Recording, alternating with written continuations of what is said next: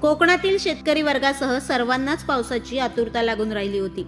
त्यातच आता सिंधुदुर्ग जिल्ह्यात मागील 3 ते 4 दिवसांपासून पावसाने बऱ्यापैकी हजेरी लावल्याने येथील शेतकरी सुखावलाय।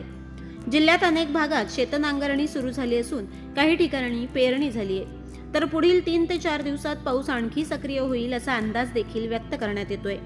सद्यस्थितीत सिंधुदुर्ग जिल्ह्यात शेतीसाठी पोषक वातावरण असल्याचं शेतकऱ्यांकडून सांगण्यात येतंय। जिकडे तिकडे हळूहळू पाऊस सुरू झालेलाच आहे। त्याचबरोबर मृग नक्षत्राचा जो आपण 8 जूनला त्या मृग नक्षत्रात देखील पाऊस बऱ्यापैकी पडतो। पेरणीच्या साठी जी पावसाची गरज होती ती त्याने बऱ्याच ठिकाणी भागवलेली आहे। याचं कारण पेरणीसाठी जो ओलावा लागतो जमिनीत किंवा नांगरण्यासाठी ते पाऊस पडल्यामुळे सर्वसामान्य पाण्याची ज्यांना सोय नव्हती त्यांना भात पेरणी करणं आता सुलभ झालेलं आहे।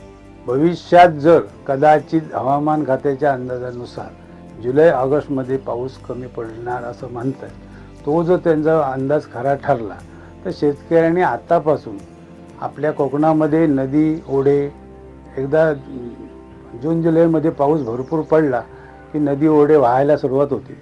ते पाणी आपल्या शेतामध्ये कसं आणता येईल ह्याच्यासाठी पर्यायी व्यवस्था काय करायची ह्याची आतापासून योजना आखली पाहिजे। त्याचबरोबर कृषी खात्याने देखील त्यांना सहकार्य केलं पाहिजे। आत्ताची परिस्थिती अगदी खूप चांगली आहे माझ्या मते। याचं कारण काही ठिकाणी आम्ही भात पेरलं, काही ठिकाणी आत्ता जो पाऊस पडला आहे ह्या ओलीवर लोक भात पेरणी करणार आहेत। त्याच्यामुळे आताची स्थिती अगदी शेतकऱ्यांना पूरक आहे। पावसामुळे त्याच्यामुळे कुठल्याही प्रकारचा खंड पडण्याची भीती वाटत नाही।